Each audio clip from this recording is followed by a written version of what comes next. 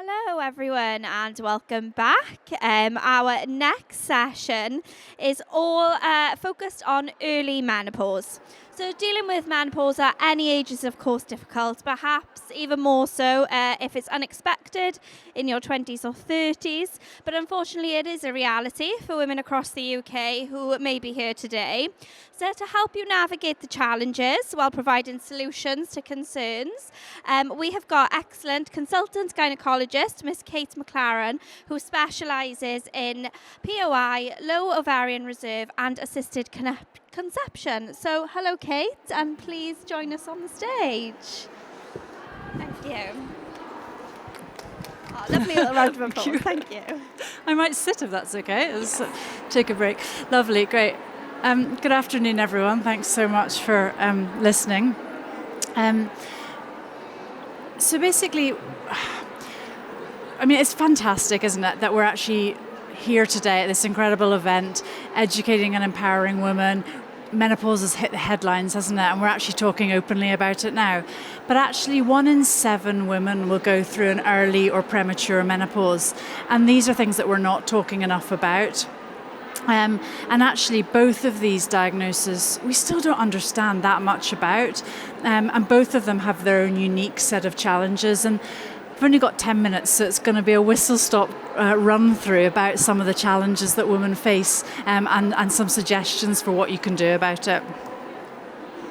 So what is POI? Well, the average age, I'm sure as you've heard today, of menopause in the UK is around about 51 or 52. But in many women, the ovaries will stop working properly long before that. And when it happens before the age of 45, it's called early menopause. And when it happens before the age of 40, it's called premature ovarian insufficiency.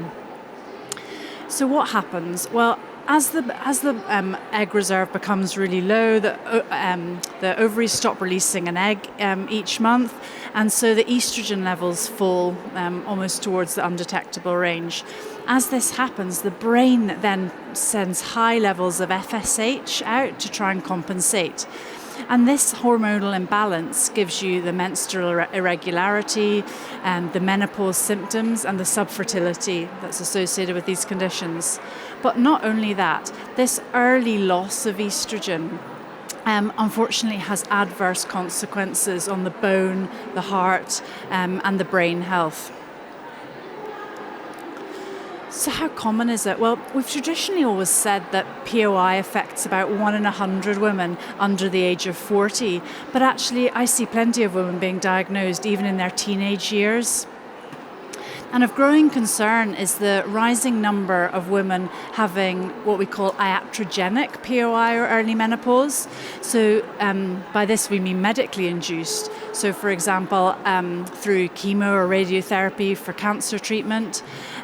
Or again, something I'm seeing more of is women who have had genetic screening and been found to have BRCA mutations and had their ovaries removed, like Angelina Jolie for one, not that I see her.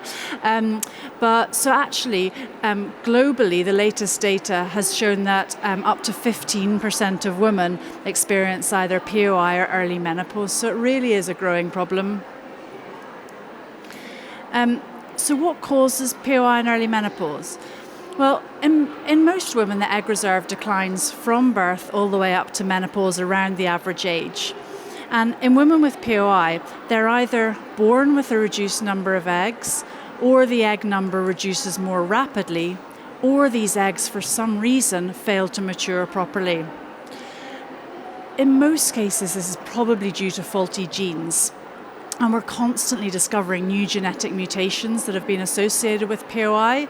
But unfortunately, in clinical practice, we can't really reliably test for these. Family history is really important. So if you've got a mother who's had POI or early menopause, you're about 6 times more likely to go through that yourself.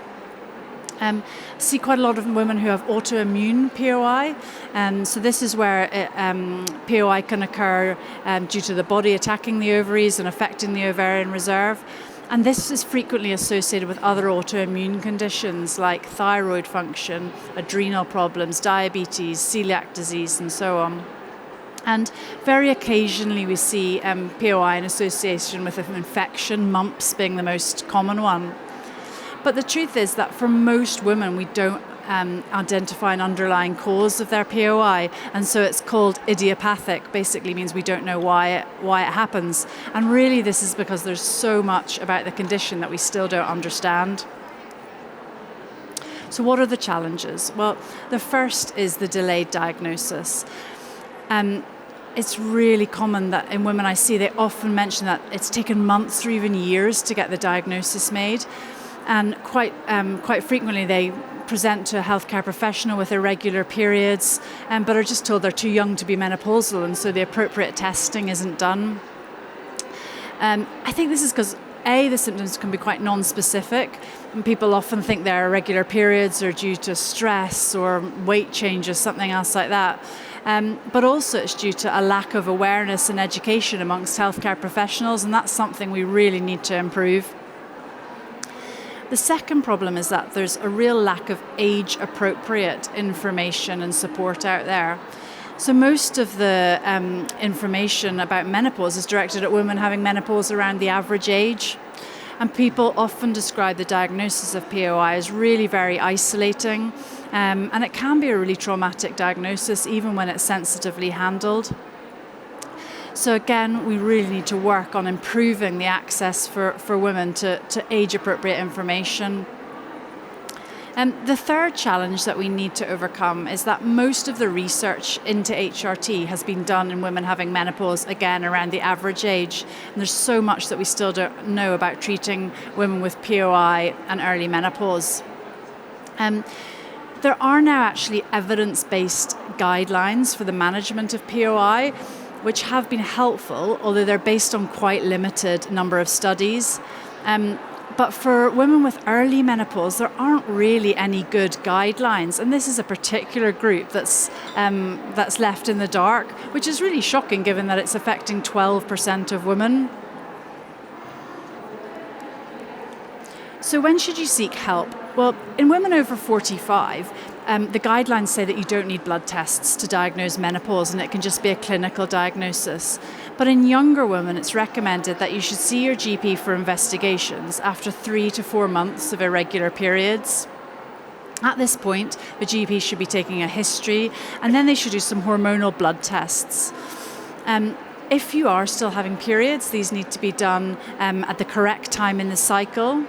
And if they're elevated, they should be repeated after around 4 to 6 weeks to confirm the diagnosis. They'll also want to check some other hormones at this point, thyroid function, prolactin, and also do a pelvic ultrasound to look at any other causes for irregular bleeding. Once the diagnosis has been made, I'd really advocate that all women push for referral to a specialist clinic, because at these clinics we have a whole support network to really address your holistic care. So at this appointment we would look for underlying cause, doing autoimmune screens, genetic testing. We'd also address your long-term health, so thinking about doing a bone density scan, a cardiovascular risk assessment, and then of course we can discuss what your treatment options are. I just wanted to say that although many women with POI and early menopause do have the typical menopause symptoms, which can be really wide-ranging, as we know, because we have estrogen receptors all over our body, about 25% of women with POI and early menopause don't have any symptoms other than irregular periods.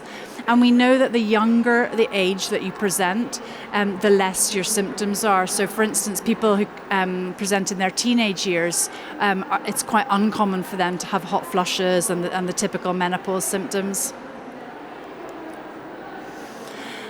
Looking at the long-term health, I think over the recent years we've really come to realise how important gynecological health is, and actually what happens to a woman during her reproductive years can really influence her health in later life.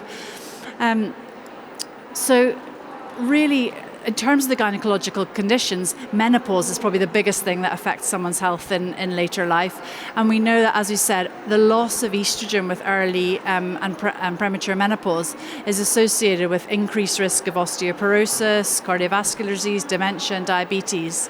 So it's really important that treatment isn't just focused on managing someone's immediate symptoms, but also optimizing their long-term health. So what can I do? Well, healthy lifestyle is really important, both in terms of managing your symptoms and also optimizing long-term health. So weight-bearing exercise, healthy balanced diet, avoiding smoking, reducing alcohol, ensuring you have an adequate intake of calcium and vitamin D. I mentioned at diagnosis we should be looking at cardiovascular risk and bone density, but it's really important that these are repeated every few years so that you can pick up modifiable risk factors early. So an example of that is anyone of my patients who have POI, I suggest having repeat bone density scan every 3 to 5 years. So obviously the mainstay of treatment is hormone replacement, which needs to be used up until the average age of menopause. This can be in the form of either the oral contraceptive pill or HRT. We don't really know which of these is preferable. Both have pros and cons. But it's worth noting that women having younger menopause may need higher doses than older women having the menopause. And so, don't be afraid if you're on a higher dose. That's entirely normal. We often consider testosterone replacement as part of hormone replacement because women with POI, and particularly those who've had a surgical menopause, have lower testosterone levels, and replacement can be really effective for brain fog, energy levels, and low libido. And what I would say is please try and persevere with HRT. There are so many different preparations out there. It's really important to find one that suits you, has minimal side effects, and fits in well with your lifestyle, because this is something that ideally you might be taking for 10 or even 20 years or longer. And it's also important to say that actually what suits you in your 20s might not be what suits you in your 30s, so it's perfectly common that we change from the pill to HRT and then on to different types of HRT. So it's really important to have that follow-up care with the specialist. Finally, just to finish, I just wanted to say that obviously having these type of diagnoses can be very isolating, as we've said, but there really is a lot of support out there. I'm a trustee for a charity called the Daisy Network, which supports women with POI, and there's loads of useful resources through this charity. So there's local support groups, there's a closed Facebook group. It's a really active community for women to find other women going through similar things. And just wanted to mention the two guidelines that I touched on, the NICE guidelines and the ESHRE guidelines. Both of these have patient versions, and I would really suggest accessing these and using these to push your GP or health provider to give you the health and support you need, because that can be the biggest challenge, is getting to see the specialist or getting to see people with knowledge of these conditions. And so the NICE guidelines clearly say that people should be offered referral to a specialist, and usually the GPs are happy to once you show them that. Thank you very much. Thank you, Kate. That was excellent.